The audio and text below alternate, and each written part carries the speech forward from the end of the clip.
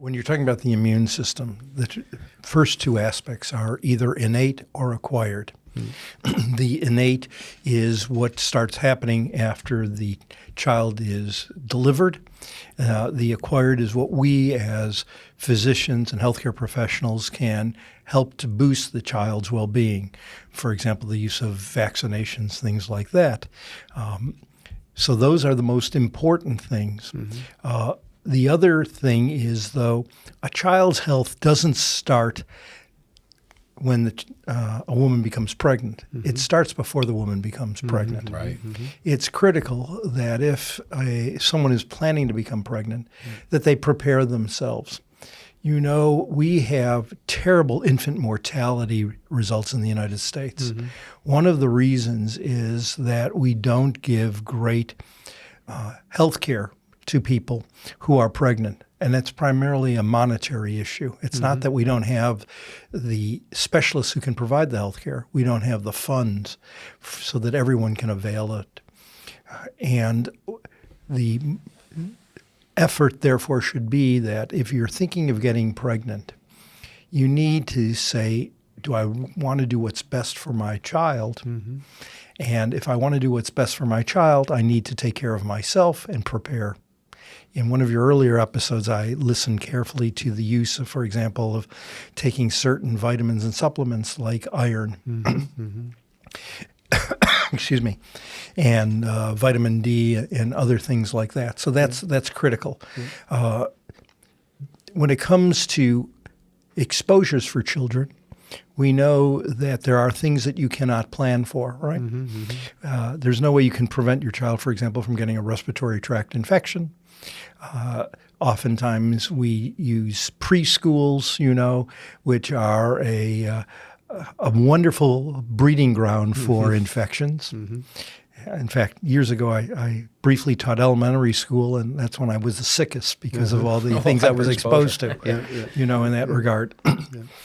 In my area of expertise and where we've been doing research, we are looking at disease processes that are not limited to adults, that they happen in children. For example, you know that I've done a great deal of research in a disease called fibromyalgia, where fibromyalgia has been described as a bogus affliction of neurotic, hypochondriacal, hysterical women.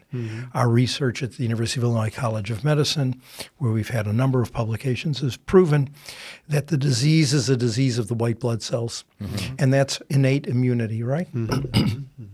And recently we are seeing now links to communicable diseases like long COVID, which leads us to suspect that certain diseases like fibromyalgia and potentially chronic fatigue, et cetera, could be triggered by viruses that lead to a change in a person's DNA. That's the process of epigenetics, EPI, epigenetics.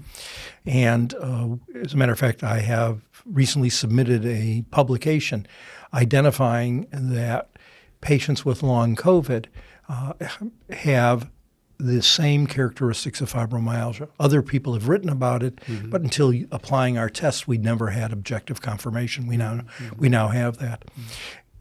And when it comes to a pediatric population, I can tell you from personal experience, these diseases can start manifesting themselves. I've seen it as early as age 3. And as I also mentioned in our recent conversation, you can start screening for these manifestations in children when they're in elementary school. You know, I think it still happens that during recess, certain children don't play in particular activities because getting touched or getting hit by a dodgeball or something like that triggers side effects and symptoms that they cannot tolerate. So if we as parents decide to play a more active role in our children's lives and make sure that we just don't put them in front of the TV on Saturday mornings to watch cartoons, you know, and don't give them a cell phone, you know, to mollify their interests. We will see certain behaviors in children that can help us better understand what's evolving in their health. Sure. That makes good sense. Well, let's take it back before we dive too deep into the the syndromes, fibromyalgia, chronic fatigue, what are some of the early signs that parents need to look for in children that may be suspect of immune imbalance? I mean, Dr. Murray showed a slide a little earlier about the gut.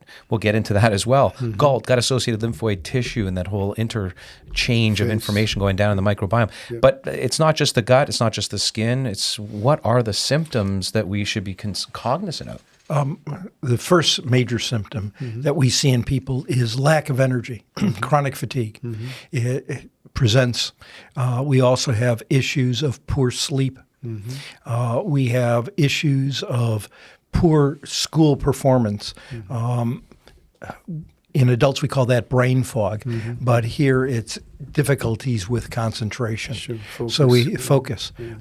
You can see anxiety. You can see depression. Those are the common signs that I would be screening for initially. And if a child is not progressing well in their schoolwork, you have to understand why is that happening. Right. You know, there's a saying in medicine, when you hear hoofbeats, don't think of zebras, think of horses. So before you start saying, oh, my son or my daughter is not doing well in school, it must be autism. No, don't think of the weird or the rare. Think about the commonplace. Sure. And an immune system basis is something that we should be carefully looking for and screening for. Absolutely.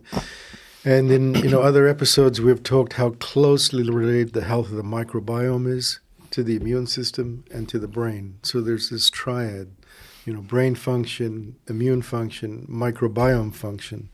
Would you like to speak to that a little more? Everybody wants a healthy microbiome, and for people listening, I think we have an obligation to define what the microbiome is, all right? Yeah. And there isn't just one single microbiome, all right? The immune system has many different parts. Among the parts we call the microbiome. Wherever you have an opening in your body, you have a microbiome, okay? So you have a microbiome in your nostrils and in your ears and in your mouth and in your colon or large intestine or your rectum or for a woman in her vaginal area. So we have lots of microbiomes, and we have a general microbiome on our skin. Ears, eyes. Yes, ears. Wherever there's a place where microorganisms can gather. Now, we like to think that the microorganisms are all healthy and will protect us. Unfortunately, it doesn't always work that way. And one of the reasons I think it doesn't work that way is we tend to expose our children to microorganisms that are unhealthy or to medications that can adversely affect them, all right? For example, we think about the skin microbiome.